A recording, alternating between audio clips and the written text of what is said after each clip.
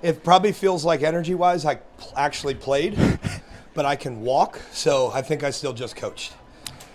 Probably a little bit different than last week, but the same dramatic finish for your team. How have they kind of developed this knack for finding a way to pull it out late? Yeah, they're really just buying in and believing that much more given week 1 and week 2. I think we came into this year with pretty high expectations for ourselves. And so I think in those moments we were kind of pressing and really looking to make the next play and figure out what the next moment was going to be rather than kind of letting the game come to us. What I think we've done well these last 2 weeks was be able to lock in and understand, like, whether you're up or you're down, there's going to be a lot of moments that are going to make or break the entire football game. So not getting lost in that feeling of being overwhelmed while you're down, right? Or we got to do a better job of understanding how to stay locked in right when we're up. But I think that's what you're seeing is the resiliency from us right now is these guys are believing in themselves. They believe they can come back and, win these games and play in these moments and line up. And that's a team we've never beaten. So on paper, right now, 0-2, all that, whatever. You look at that team, they got a ton of talent. They're really, really well coached. I mean, what Coach Greco's done at Del Val and bringing that to Westchester, like, you could see it on film. Like, I don't care that they're 0-2. That's a really, really, really good football team. And so it would be easy to be old Seton Hill. We've never beaten Westchester. Let's line up and see what happens. And today we didn't see what happens. Even when we were down, we believed that this was going to be our day to take it to them. And I felt like our kids did that from top to bottom. What makes Craig so special? Because he continues to deliver in the biggest moments for your team. He's a special player. He's a special person. Like, he's an unbelievable young man, right? And so it's not just his physical ability. It's not just that he can run the ball well. Like, he's the type of player that you just trust in any moment, in any situation, that you put the ball in his hands.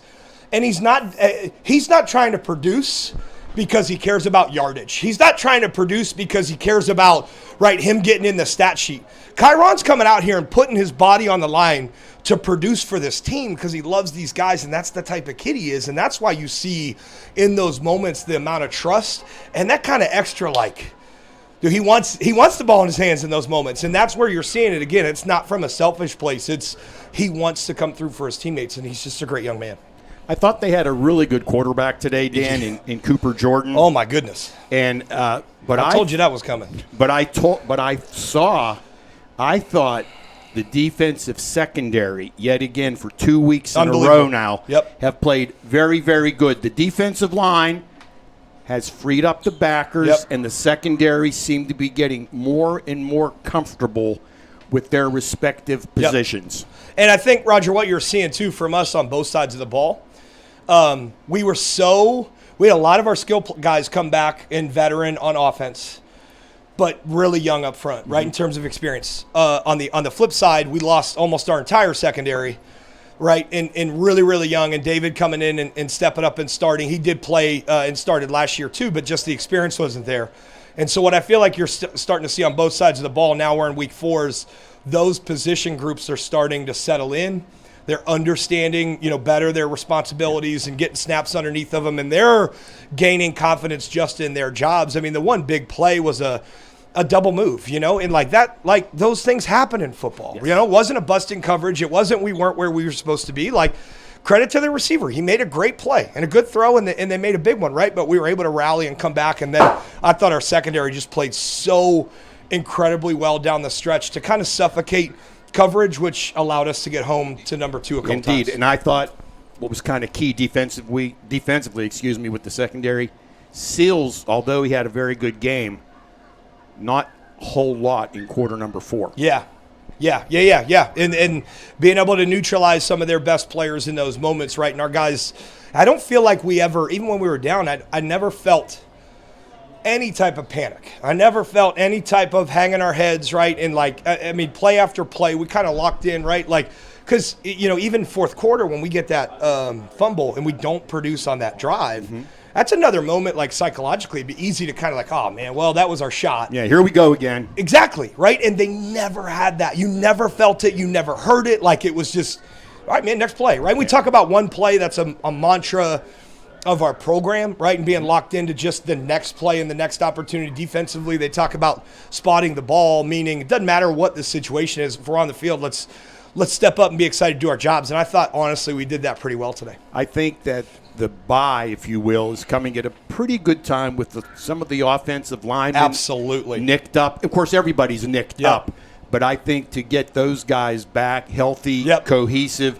and get them back to playing together yet again, because sometimes you just need to be in the training room and you have to recover. Well, and think about us last year when we really went on that run, and we're talking about I started 4 seniors last year up front, right? And it still took them a little time to settle in. And so I think since you're getting that group, big shout out to Caleb Turner. We didn't know if we'd have him. Mm-hmm. I really didn't know if he'd be in. He got banged up on Wednesday in this week of practice. And so he got banged up and he gutted it out. And then in the first half, he got hurt in a different area, another location. And he said, "Coach, I'm finishing. Like, I'm here to play with my guys. I'm finishing." And he stuck it out, and like he's playing really, really good football for us. So having him up front, gutting it out in that type of moment, not willing to come off the field and saying, like, I'm playing this game, and that really helped us in some of those big moments. He's a really good player. I think Josh Cohn did very much the same thing. Yep. We all thought he was finished for the afternoon. For sure. Way he came off, his arm, shoulder, whatever it happened to be. And then before you know it, Sean goes, "There's Josh back in the game." Yep. Final thing for you, Coach. I know it's probably going to be a good feeling heading into the bye off of a win. How much of a difference does that make for the entire team mindset coming in for that week off with a victory under your belt? I think it's huge, right? Because we get to start conference play next week. Now we're back to 2-2. Like, we're even. And again, I want to point out, we're not just 2-2, and I know we made some mistakes early, but we were able to overcome today against a team that we've never beaten in this league. So being able to gain that confidence and taking those next steps into, you know, our next conference game, and really for us, being able to utilize this week for cleaning up. Like, I thought our special teams were not very good today. I mean, that's where we tried to give the game away several times. And so we're going to have time to work on more fundamentals this week and really clean some of those things up to just play better, cleaner football. I think from the penalty standpoint, this year compared to every other year, our guys have been a lot more disciplined. We had a little bit more today than I feel like we've had in the last couple weeks. But those are things we can look at and clean up as well in this bye week. But that confidence is the biggest thing, Sean, of being able to come out and have that energy, you know, through practice. We've got, like I said, being able to put some guys truly on the shelf, rest up, you know, and be ready to go going into our first conference game against Gannon. Congrats on the victory. Go enjoy this one. We'll catch you down the road. Thank you, guys. All right. Thank you, Dan Day.